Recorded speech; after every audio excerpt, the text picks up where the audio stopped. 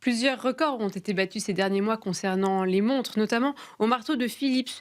Une vingtaine de montres ont été vendues pour plus d'1 million, à la fois à Genève et à Hong Kong. Et le 17 juin prochain, Bonhams Cornet de Saint-Cyr propose une vente de montres de prestige. Je suis ravie d'être en compagnie d'Alexandre de Lamberterie. Bonjour. Bonjour. Vous êtes spécialiste en montres au sein de Bonhams Cornet de Saint-Cyr. Et merci d'être là pour comprendre cet engouement. Est-ce que déjà, pour vous, ces derniers mois, ou peut-être remontons jusqu'à 2025, ce sont des années, des mois et une année particulièrement marquante par rapport au marché des montres aux enchères? Oui, le marché de l'horlogerie dans son ensemble est en progression, Mhm. mais le marché de la montre de seconde main progresse plus vite.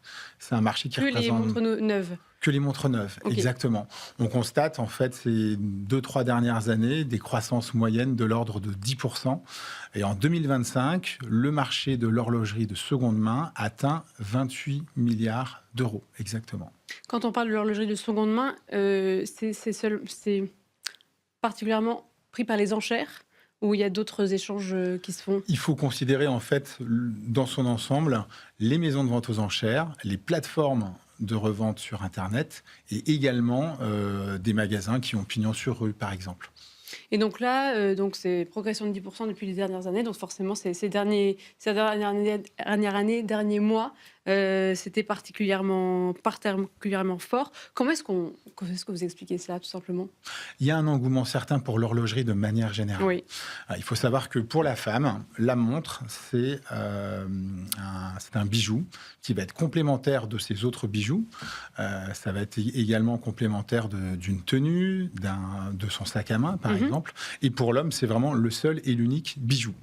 Voilà. Oui, parce que c'est vrai qu'on mélange, enfin, on mélange les deux dans vos ventes, en fait. Vous mélangez femmes, hommes. Il y a pas de tendance à la hausse spécifique, spécifiquement genrée, je dirais.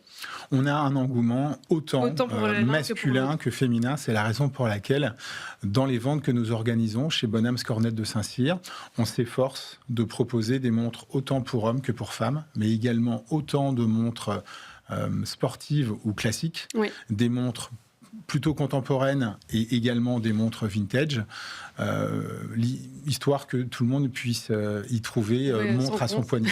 Voilà. Alors donc là, il y a une vente bientôt le 17 juin. Comment elle se compose? Comment est-ce que vous avez travaillé dessus? Quels sont les lots phares? Est-ce que vous pouvez nous en dire un peu plus? Bien sûr, c'est une vente que l'on prépare depuis plusieurs mois maintenant. Oui. C'est-à-dire qu'on a travaillé avec nos différents bureaux européens, parce que Bonhams Cornet de Saint-Cyr, c'est une maison internationale. Mhm. Et donc, pour cette vente organisée à Paris, on travaille avec nos bureaux de Milan, de Rome, de Madrid, de Munich, de Bruxelles et de Amsterdam. On organise des journées d'expertise Oui. au cours desquelles on rencontre des collectionneurs, par exemple, qui souhaitent faire évoluer leur collection. Nous allons donc dispenser gratuitement Des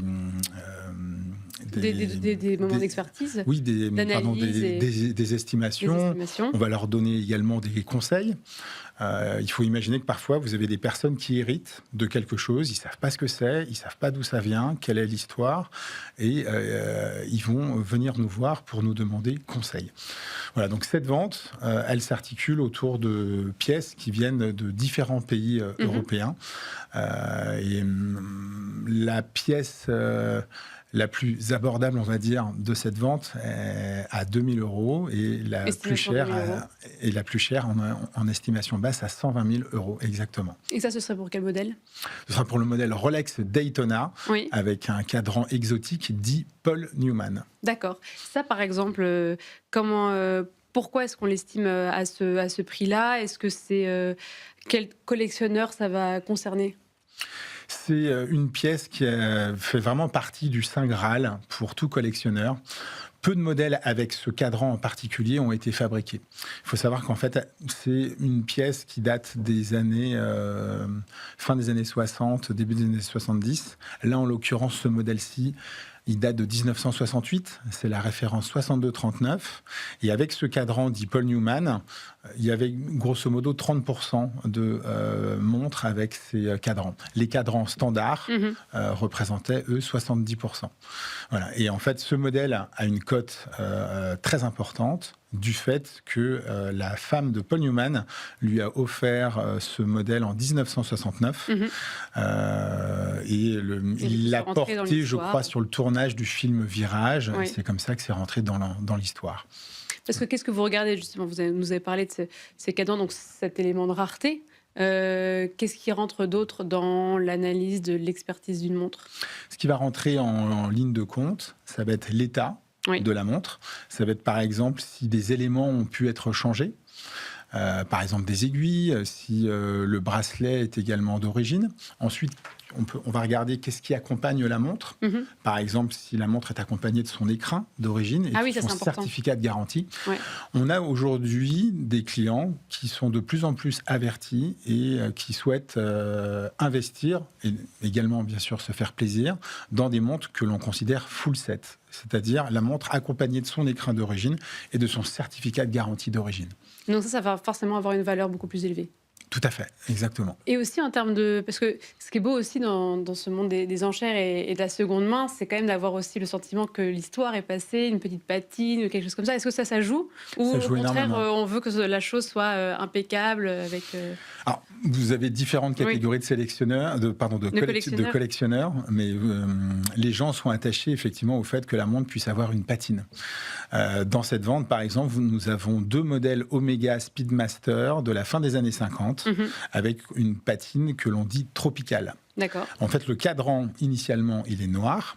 C'est-à-dire que la montre, quand elle est sortie des ateliers, le cadran était noir et vous avez une réaction hydrométrique qui, au fil des années, avec donc ces réactions hydrométriques, c'est dû aux UV du soleil et à l'humidité. La couleur noire d'origine. Des pays qui ont plus d'humidité.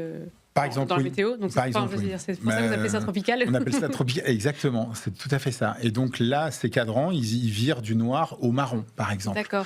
On pourrait considérer que c'est un défaut de fabrication par rapport aux peintures qui étaient utilisées par la marque à l'époque. Et en fait, non, ça en fait un argument de vente supplémentaire et c'est très prisé, très recherché par les collectionneurs. Et quelle est la différence quand on achète aux enchères, justement, par rapport aux autres plateformes, etc. Le fait d'acheter des montres aux enchères, est-ce que ça va booster la vente? Est-ce que vous conseillerez de vous tourner vers les enchères? Je recommande... j'imagine que oui, mais qu'est-ce que ça change par rapport à l'acheteur et au collectionneur? Le principe des enchères, justement, c'est, alors notamment pour les enchères live, c'est-à-dire les ventes live en salle, avec un commissaire-priseur et son marteau. C'est un charme, c'est une excitation, c'est une expérience... c'est ça qui va faire différente. Que cette année, en tout cas, ces derniers mois, il y a eu quand même des montants... qui ont explosé. Est-ce que c'est le côté un petit peu grisant des enchères qui explique ça, ou il y a eu d'autres éléments? Il y a plusieurs facteurs, il y a plusieurs éléments. Le monde des enchères, il n'est pas réservé uniquement à de l'art contemporain, par exemple, mais on voit qu'il y a de plus en plus de personnes, notamment des jeunes, qui s'intéressent aux ventes aux enchères. Voilà. Ils sont conscients que une montre, ils vont lui donner un indice de valeur, mais ils sont conscients la montre peut partir à un prix beaucoup plus cher, par exemple. Mais en tout cas, chez Bonhams Cornette de Saint-Cyr, on apprécie organiser ces ventes. On fait également des ventes online, donc qui ne sont que en ligne. Mais ces ventes aux enchères, elles sont faites justement pour des clients qui recherchent à l'occasion d'un anniversaire ou d'une autre occasion, notamment de pouvoir se faire plaisir. Et là, donc cette vente a lieu à Paris. C'est vrai que tout ce qui est bijoux, etc., c'est souvent à Genève. Il y a eu des ventes qui ont eu lieu à Hong Kong. Est-ce que les goûts changent par rapport à la place de Paris, ou alors c'est vraiment quelque chose de mondialisé?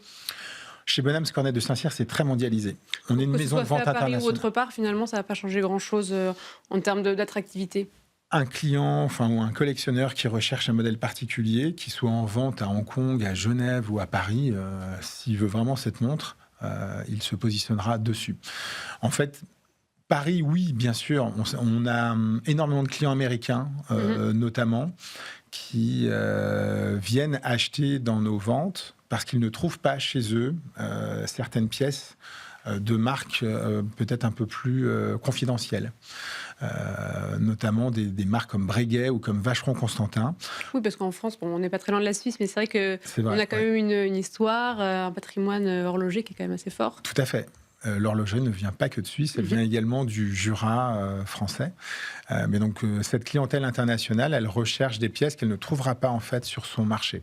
Voilà. Beaucoup de clients nous disent, chez nous, on a beaucoup de Rolex, de Patek Philippe ou de Audemars Piguet, alors que chez vous, on arrivera à trouver des choses bien plus spécifiques. Ouais. Et justement, c'est ces types de montres-là qui vont toucher une clientèle plus jeune, parce que c'est vrai qu'on entend très souvent parler de Rolex, Omega, tous ces grands noms. Aujourd'hui, quand on est un plus jeune collectionneur de montres, on se tourne vers quoi? On peut se tourner vers des marques comme Rolex, par exemple. C'est-à-dire que Rolex, ce n'est pas seulement le modèle Daytona, chronographe, avec son estimation à 120 000 euros. On a des modèles comme le modèle Datejust, à partir de 4 000 euros. On peut tout à fait se faire plaisir avec une belle montre, un modèle Datejust, par exemple, des années 60 ou 70, qui a une belle histoire. On peut également se faire plaisir avec une marque comme Cartier, par exemple. Cartier est une marque qui est revenue sur le devant de la scène ces dernières années.